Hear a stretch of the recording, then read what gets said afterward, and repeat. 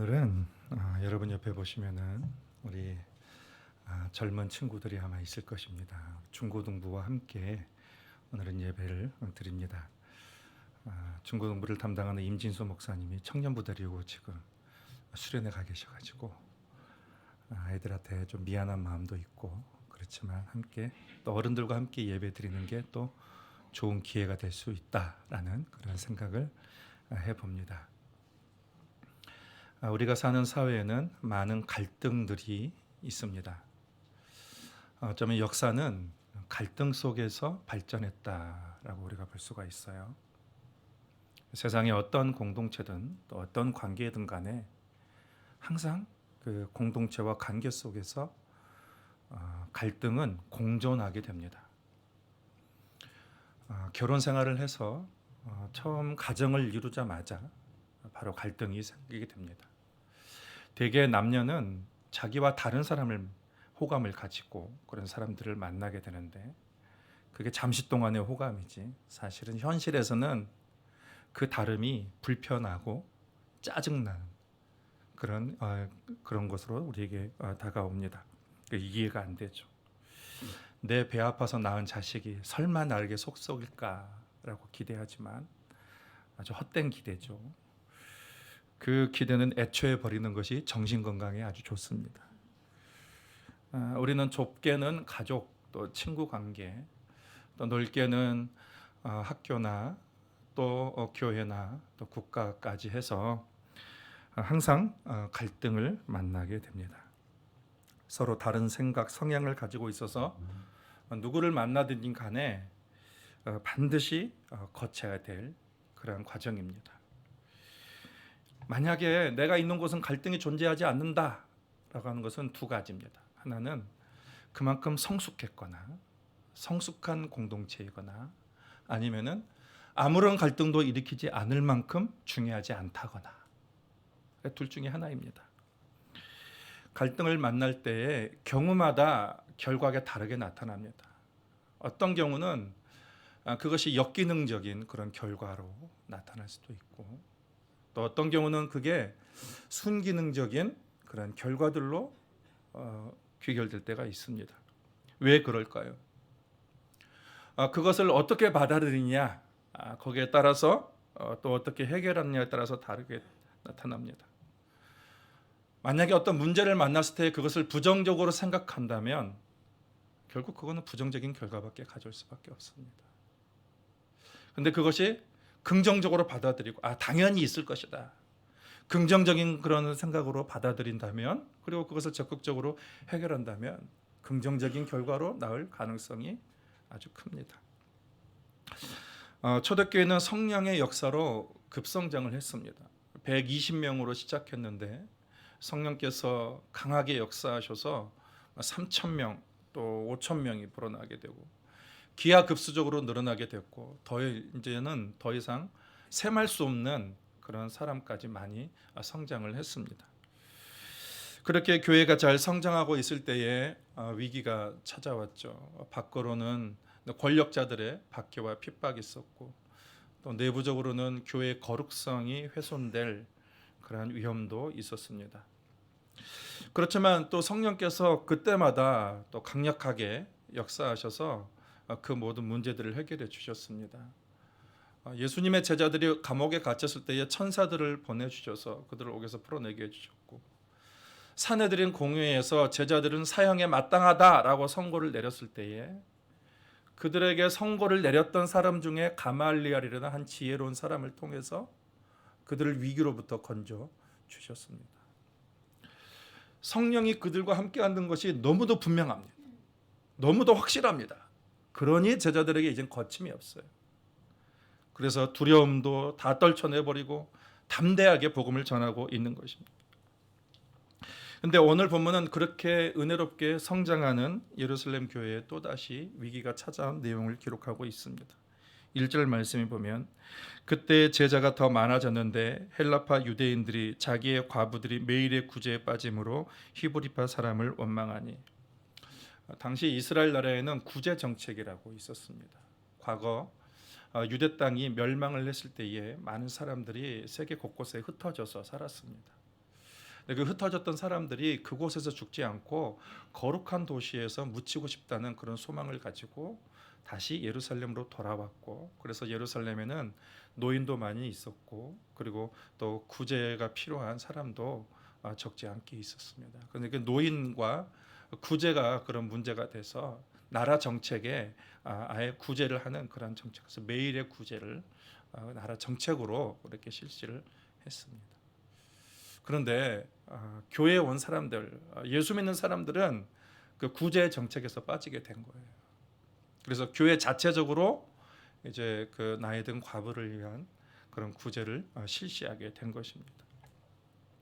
근데 예루살렘 교회는 구제가 교회 사역 중에 하나가 되었습니다. 그런데 좋은 취지에서 시작된 사역 때문에 오히려 갈등이 생기게 됐어요. 그리고 분열이 위기가 생기게 된 것입니다. 어떤 일이 일어났을까요? 당시 예루살렘 교회는 초기 예루살렘 교회는 전부 유대인들로 구성이 되어 있습니다. 근데 그 유대인 중에도 두 부류가 있었는데 헬라파 유대인이 있었고 히브리파 유대인이 있었어요. 이들은 서로 문화와 관습과 언어가 각각 달랐습니다. 헬라파 유대인들은 그 이스라엘을 떠나서 멀리서 세계에서 흩어져서 당시 헬라 문화가 큰 영향을 미치고 있어서 그 헬라 문화의 영향을 받은 그런 사람들이고, 그리고 헬라 문화에 대해서 좀 수용적인 그런 사람들입니다. 유연하게 또 받아들일 수 있는 사람들입니다. 히브리파 유대인들은 예루살렘 이스라엘 땅에서 계속 살았던 사람들이에요. 그들은 지도층이 헬라 문화를 그렇게 거부하지 않고 수용하는 것에 대한 반감을 가지고 있었습니다. 그래서 그들은 우리는 모세오경 율법 자체를 우리는 귀하게 여긴다라고 그렇게 생각했던 사람들이에요. 그래서 히브리파 유대인과 헬라파 유대인이 한 교회에 있었지만 서로 입장 차이가 분명하게 갈라졌어요. 히브리파 사람들은 그 헬라파 유대인들을 하나님께로부터 돌아선 자들이다 라면서 폄하했습니다. 그래서 그들을 은근히 그들을 무시하고 또 왕따시키기도 하고 그리고 어울리지 않았습니다. 근데 지금 이들이 어디에 함께 있냐면 예수 믿고 예루살렘 공동체라는 하나의 교회에 지금 그들이 함께 존재하고 있어요. 근데 그들은 여전히 자신들의 입장을 그대로 고수하고 있습니다. 여전히 교회 안에 있는데 초기 교회 때 초기 교회니까 히브리파 유대인들은 여전히 율법 그대로 할 일을 행하면서 지키고 있었고, 헬라파 유대인들은 여전히 헬라 문화에 대해서 좀 수용적인 그런 입장을 가지고 있었습니다. 자유로웠어요, 그들은. 그래서 과거에 서로 섞이지도 않았고 구별되었던 사람들이 한 교회에 지금 모여 있으니 이제 앞으로 일어날 일은 뭐 불보듯 뻔한 거죠. 예수 믿기 전에 했던 대로 히브리파가 헬라파 과부들을 차별하기 시작을 합니다. 구제를 하는데 히브리파 과부들에게만 구제가 주어지고 헬라파 과부들에게는 주어지지 않는 것이었어요. 이들의 행동에는 어떤 의도성이 보여 보입니다. 헬라파를 무시하는 것이 그런 식으로 표출이 되는 거예요. 처음에는 헬라파 유대인들이 실수겠지, 실수로 우리에게 빠졌겠지라고 생각했는데 이게 점점 반복되면서 이게 이제 그 안 좋은 불만의 감정들이 불신들이 생기게 되고 그것을 꾹꾹 누르고 있다가 급기야는 터져버린 것입니다. 불만이 터져버렸어요. 처음부터 원래 서로의 관계가 안 좋았는데 교회가 이렇게 평안하게 잘 살아서 이거 교회 분위기를 깨뜨리지 말아야지라는 그런 마음으로 꾹꾹 누르고 있다가 이게 문제가 계속 반복되다 보니까 이게 이제 불만이 완전 터져버린 것입니다. 수면 위로 떠오르게 된 것입니다. 자칫하면 초대교회는 뭐 시작한 지 얼마 되지도 않아서 분열을 겪을 수도 있는 그런 위기에 처해 있는 거예요. 오랜 과거로부터 이어온 갈등의 골이 너무 커서 그것을 어떻게 그 갈등의 골을 메우기가 쉽지가 않습니다. 여러분도 그렇잖아요. 저와 여러분도 과거에 다른 게 너무 달라가지고 이게 하나로 뭉치기가 쉽지 않듯이 그렇습니다. 이런 갈등 안에서 관계 안에서 갈등이 발생할 때에 사람들의 반응이 다르게 나타납니다. 어떤 사람은 그것을 회피합니다. 부정적으로 피곤하다, 피곤하고 회피하는 거예요. 근데 회피하면 해결되지 않고 문제만 점점 이렇게 커지게 되는 것이고, 어떤 사람은 잔말 말고 따라와, 내 식대로 막 밀어붙이기, 그런 식으로 하는 사람도 있습니다. 또 어떤 사람은 아유 다 귀찮아, 다 때려쳐, 그러면서 그 원인이 됐던 모든 일들을 다 그냥 때려쳐 버리잖아. 그래서 서로 그냥 패하는 그런 사람도 있습니다. 이런 방법들은 관계를 개선을 위한 좋은 해결 방법은 아닙니다. 갈등만 더 키우고 또 불신만 더 크게 만들어가는 것이죠. 그러면 우리는 이 공동체 안에서 또 관계 안에서 갈등이 발생했을 때 어떻게 해야 될까요? 먼저는 대화와 소통이 우리 간에 필요합니다. 사실 헬라파 유대인들이 그 교회 안에서 그들의 영향력이나 힘은 미력했습니다. 그리고 예수님의 제자들도 다 그 히브리파 유대인으로 구성이 되어 있었습니다. 그럼에도 이들은 자신들의 그런 억눌린 마음과 또 불편한 감정들을 표출할 수 있을 정도의 분위기가 교회 안에 조성이 되어 있었다는 것입니다. 여러분, 갈등이 발생했을 때 언제든지 대화할 수 있는 그런 자리가 우리가 마련할 필요가 있어요. 그걸 가볍게 여긴다든지 무시한다든지 불편하게 여기고 부정적으로 생각하고 회피해서는 안 됩니다. 대화를 통해서 문제를 나누고, 그리고 서로 문제의식을 느끼고, 그 문제에 대해서 함께 공감하고 함께 머리를 모아서 함께 해결을 해나가야 되죠.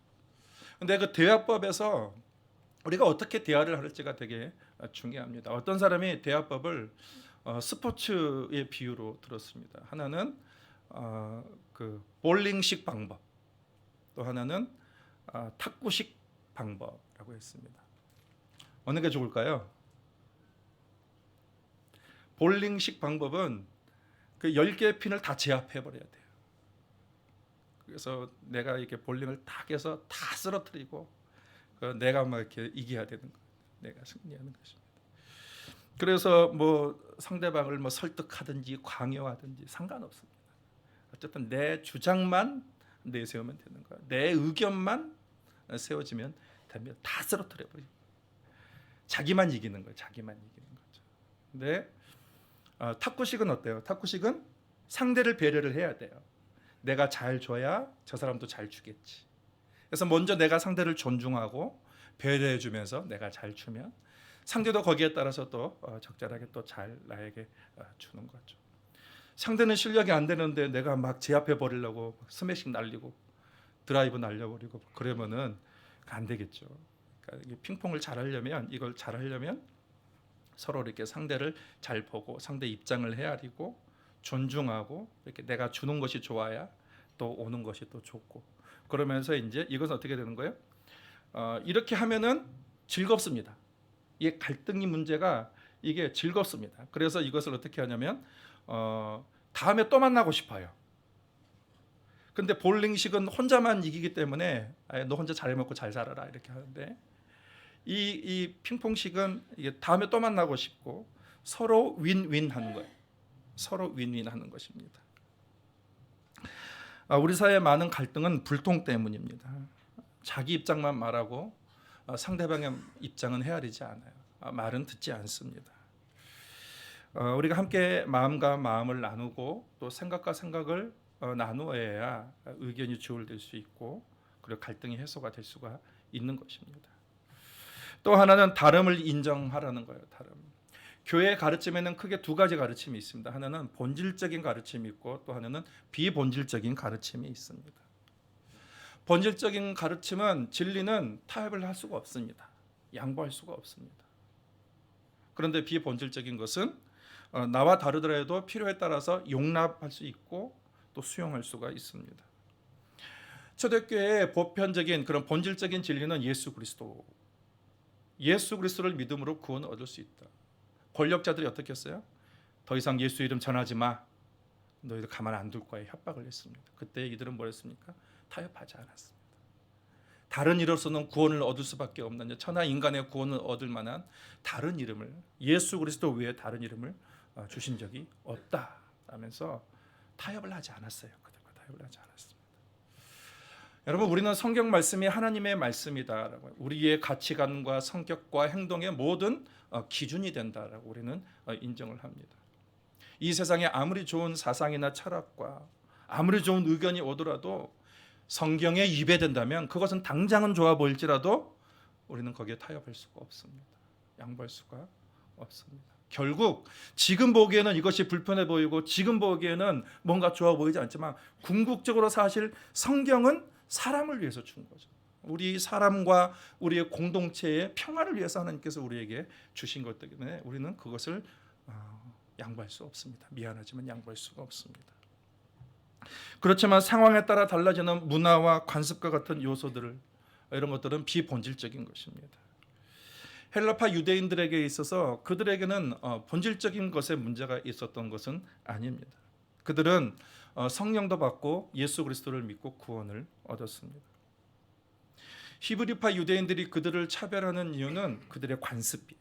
그리고 그들이 과거로부터 히브리파 사람들에게 가지고 있던 고정된 관념, 그들의 문화, 이것입니다. 그래서 헬라적인 것을 수용했다라는 거예요. 교회의 역사를 보면 이게 본질적인 것 때문에 교회가 더 열심히 힘을 내야 되는데 비본질적인 것 때문에 에너지를 다 소모하고 분열된 경우가 참 많이 있습니다. 그래서 교회 사역에 많은 장애가 되고 그것이 또 세상에게 질타의 대상이 되고 또 무시를 받는 그런 결과까지 나오게 되었습니다. 비본질적인 이슈들에 대해서는 우리는 허용할 수가 있어요. 용납할 수가 있습니다. 한 초등학교 1학년의 그 시험지에 선생님이 문제를 냈습니다. 어떤 아주머니가 나에게 수박을 한 통 가져왔으면 어떻게 대답해야 될까요? 라는 문제였습니다. 초등학교 1학년. 선생님이 원하는 답은 감사합니다 라는 그런 답이었어요. 근데 아이들이 답을 썼는데 답이 다 달라요. 아줌마 최고, 그리고 진짜 크다요, 짱 맛있겠다, 같이 먹어요. 근데 그 중에 가장 인상 깊었던 답이 뭘 이런 걸 다 초등학생이 엄마한테 배워가지고 엄마한테 배운 그대로. 선생님이 그 채점을 어떻게 했을까요? 다 정답이에요. 다 정답. 다 다르다. 각자 감사의 마음이 담겼지만 개성에 따라서 표현은 다르다. 말은 다르다는 거예요. 사람의 은사와 습관, 여러분 이것은 틀린 것이 아니라 다른 것입니다. 성경은 그런 거 가지고 다른 사람을 비난하지 말라는 거예요. 그 사람의 머리 스타일, 왜 오늘 머리 스타일이 저래? 저 사람의 그 옷 입은 그런 그 색깔, 옷, 그런 스타일들, 그런 것들, 또 뭐 화장을 왜 이렇게 진하게 했어? 화장 그리고 뭐 이렇게 달린 게 많아, 달린 거, 이런 것들 있잖아요. 이런 거 가지고 트집 잡고 비판하는 것을 철저하게 금하셨습니다. 로마서에 보면 철저하게 그것을 금하셨어요. 우리는 틀린 것과 다른 것을 구분할 줄 알아야 돼요. 옳은 것과 옳지 않은 것은 우리가 잘 구분해야 되지만 다른 것은 우리가 폭넓게 이해하고 수용할 수 있어요. 이 세상 모든 사람 하나님이 한 명도 똑같이 만들지 않았습니다. 그렇다고 해서 그 사람들이 틀린 건 아니에요. 하나님은 우리 각자가 다 다르지만 하나님 보시기엔 너무 예뻐 보이는 거예요. 정말로 최고로 기뻐하여서 하나님께서 그 즐거움을 하나님께서 기쁨에 이기지 못하고 그렇게 보시는 거예요. 그러니까 우리가 하나님의 눈으로 각자의 다름을 수용하고 우리가 인정할 수만 있다면 우리 공동체는 더 성숙한 길로 나가게 될 것입니다. 세 번째로는 공정성을 고려하는 거예요. 오늘 갈등의 큰 원인은 불평등입니다. 불평등. 동등에게 가야 될 혜택이 한쪽에만 편중되었습니다. 집단 이기주의가 문제예요. 공동체 안에서도 집단 이기주의가 있어요. 내 편 가르고 네 편 가르고 그렇게 해서 우리 편에만 뭔가 많은 혜택이 주어져야 되고 그런 것이 있어요. 그럼 공정성이 무너지죠. 공동체 안에서, 관계 안에서 공정성이 무너지면 불신만 커지고 불만이 표출되게 돼 있는 것입니다. 히브리파 유대인은 편을 갈랐습니다. 그래서 자기 히브리파 과부들에게만 몰빵을 해줬어요. 구제를 다 몰빵을 해줬습니다. 이때 사도들이 내놓은 해결책은 공정한 분업이었어요. 공정한 분업. 그래서 먼저 사도들은 그 문제가 발생하자 그 문제의 원인이 자기들에게 있다는 것을 발견했습니다. 2절에 보면 12사도가 모든 제자를 불러 이르되 우리가 하나님의 말씀을 제쳐놓고 접대를 일삼는 것이 마땅하지 아니하니. 교인들이 너무 많아져서 이 사도들이 다 이게 돌보기가 할 수가 없는 거예요. 자기들도 아주 번아웃되고 그리고 자기 본연의 일도 감당할 수 없는 그런 지경에 이르게 되었습니다. 그래서 그 사역을 분업할 사람들을 뽑았어요. 그래서 구제하는 일들을 그분들에게 맡기자. 그게 4절이에요. 그리고 자신들은 기도하는 일과 말씀 사역에만 몰두하겠다, 전념하겠다고 다짐했습니다. 그들은 문제의 근본 원인이 우리가 말씀을 제대로 연구해서 말씀을 제대로 가르치지 못하니까 이 교인들이 말씀도 제대로 알지 못하고 은혜를 받지 못해서 그 은혜 받지 못한 현상들이 하나씩 문제로 발생하게 되었다고 그렇게 진단을 내린 거예요. 그래서 안 되겠다. 우리가 좀 공정하게 좀 일을 한쪽에 편중되지 않도록 한 사람 어떤 개인에게나 편중되지 않도록 일을 좀 분업을 해서 공정하게 우리가 함께 나눠서 함께 분담하자라는 거였어요. 그래서 뽑은 집사님들이 5절에 7명, 스빌브니 디바니. 뭔지 아십니까? 네, 이게 제가 신대원 공부할 때 시험을 봐야 되잖아요. 그럼 이제 이런 게 나오거든요. 7 집사를 쓰시오. 스빌브니 디바니. 이렇게 해서 앞자만 외우면 뒤에는 이제 그대로 나오는 거예요. 근데 이들을 세운 기준이 보니까 성령과 지혜가 충만하고 믿음이 충만한 사람이에요. 그러니까 직분자는 어떻게 되는 거예요? 성령이 충만해요. 성령이 충만한 사람은 내 편, 네 편 가르지 않아요. 그리고 모든 사람을 공정하게 그리스도의 마음으로 대하게 되는 거예요. 성령 충만하지 않게 우리가 섬기니까 자꾸 내 편, 네 편을 가르게 되고 욕심이 생기게 되는 것입니다. 그리고 어떤 사람이요? 지혜로운 사람. 이 지혜로운 사람은 개인의 이익 때문에 공동체를 무너뜨리지 않습니다. 그래서 이 지혜로운 사람은 공동체 전체가 어떻게 세워질지를 전체를 봐요. 그래서 우리가 집단 이기주의를 버리고 우리가 함께 공정하게 이 일을 나누고 같이 섬기면 되겠다는 그런 지혜가 그들에게는 있습니다. 그래서 분업이 이루어지는데 전부 헬라식 이름이에요. 여기 보면 다 헬라식 이름입니다. 많은 학자들이 이렇게 사도들은 전부 히브리 유대인이고 이 집사님들은 다 헬라파 유대인들로 그렇게 구성을 했다라는 거예요. 교회가 커지고 할 일은 많은데 이 소수가 감당하기에는 너무 버겁다라는 것입니다. 그래서 봉사를 감당할 일꾼들을 고루 세워서 각자가 맡은 일들을 감당하게 한 것입니다. 사회에 많은 갈등의 문제가 불평등 때문입니다. 기회가 불평등하고 또 교육과 경제와 또 성적으로도 또 불평등하게 있습니다. 그래서 사람들은 한쪽의 모든 것이 많이 치우쳤다라고 그렇게 생각을 하고 거기에 대해서 불만을 가지게 되는 것입니다. 그래서 이거를 해결하려면 공정하고 공평한 그런 분위기가 형성이 돼야 되고 실제로 그것이 실행이 잘 돼야 될 것입니다. 가정에서 만약에 우리 가정을 예로 든다면 가사의 모든 일들이 아내에게만 다 집중이 되면은 다른 사람은 좀 편하겠지만 아내만 힘들죠. 내 인생은 뭐냐? 왜 나만 이렇게 와서 고생을 하느냐라고 그렇게 불만이 생길 수도 있습니다. 그럴 때 어떻게 해야 돼요? 할 수 있는 것을 각각 나눠서 하게 되면 그래도 그 짐이 좀 덜어지면서 같이 여유를 누릴 수가 있고 공정하게 이제 분업이 되는 거죠. 이게 저를 위해서 이런 설교를 하면 안 되는데 공정한 분업과 그런 협업이 갈등을 조절할 수 있는 방법이 됩니다. 초대교회는 이 갈등 때문에 위기가 왔으나 그런데 그 갈등을 잘 해결해서 성장하게 되었고 성숙하게 되었습니다. 그래서 7절 말씀을 같이 읽겠습니다.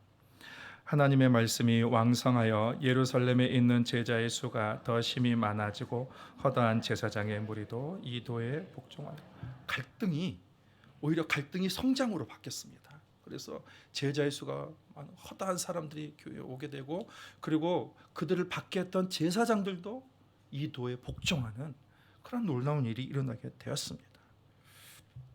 갈등이 위기가 된 것이 아니에요. 그것이 오히려 성장의 기회가 됐고 성숙의 기회가 됐습니다. 어떤 농부가 있었습니다. 이 농부가 하나님은 농사에 대해서 너무 모르시는 것 같습니다.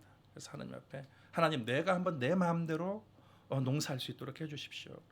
그래, 네 마음대로 해라. 그래서 이 농부가 어떻게 했냐면 날씨도 최적의 날씨로, 그래서 뭐 폭풍도 오지 않게 하고 번개도 치지 않게 하고, 그리고 뭐 햇빛이 필요하면 햇빛을 주고 비가 필요하면 적절하게 비를 내려주고, 이렇게 해서 자기가 하고 싶은 대로, 그렇게 자기가 생각한 대로 최적의 그런 그 환경으로 농사를 짓게 되었습니다.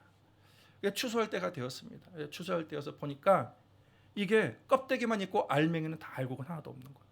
알맹이는 하나도 없는 거예요. 그래서 이 농부가 놀라가지고, 하나님 왜 이렇게 되었습니까? 라고 했더니 이렇게 말했습니다. 하나님이 도전이 없었기 때문에, 혼란도 갈등도 없었기 때문에, 방해되고 좋지 않은 건 죄다 다 피했기 때문이다. 그래서 껍데기만 있을 뿐 알맹이는 없게 된 것이다. 약간의 수고는 해야 되지 않겠느냐? 고난이, 천둥, 번개, 비바람이 있어야 그 껍데기 안에 알곡들이 잘 연결되지 않겠느냐라는 그런 말을 했다는 것입니다. 여러분, 이 세상에서 쉽게 얻을 수 있는 것은 없습니다. 쉽게 얻을 수 있는 것은, 그것은 우리에게 큰 유익이 되지 않아요. 오히려 복잡하고 인내하고 노력하고 도전하면서 만나는 그러한 갈등, 그러한 문제야말로 우리 개인과 인생의 공동체를 성장하게 만드는 거예요. 성숙의 길로 이끄는 것입니다. 여러분, 모든 공동체의 그 진행 과정을 보면 먼저는 공동체의 생성 과정이 있고, 그 다음에 어떤 과정이냐면 바로 갈등의 관계가 있습니다. 갈등을 겪게 되는 거예요. 서로 다르니까. 그러면 이 갈등을 가지고 포기해버려야 될까? 그렇지 않아요. 이것을 잘 조정해야 되는 거예요. 조정을 하게 되면 어떻게 될까요? 이걸 잘 조정을 하게 되면 서로 동화가 되죠. 하나가 되는 거예요. 그리고 이 동화가 된 것이 어떻게 됩니까? 성장을 하게 되는 거예요. 그런 공동체의 그런 진행 과정, 그런 이론들이 있습니다. 여러분, 우리 인생에 문제는 당연히 있습니다. 그것을 우리가 부정적으로 우리가 받아들여서는 안 돼요. 우리가 그것을 긍정적으로 받아들이고 어떻게 이것을 우리가 해결해 나가야 될지 함께 협력하고 함께 대화 나누면서, 그리고 그리스도께, 예수 그리스도의 그 지혜를 우리가 의지하면서 함께 나아갈 때 그 공동체는 알곡과 같은, 알곡으로 충실한 그런 공동체로 성장할 수 있게 되는 것입니다. 여러분, 여러분의 모든 관계가, 또 여러분이 만나는 모든 문제를 통해서 이런 것을 긍정적으로 그것을 극복해내서 성숙을, 성장으로 나아가는 그런 우리 교우들의 삶이 되기를 예수님의 이름으로 축복합니다.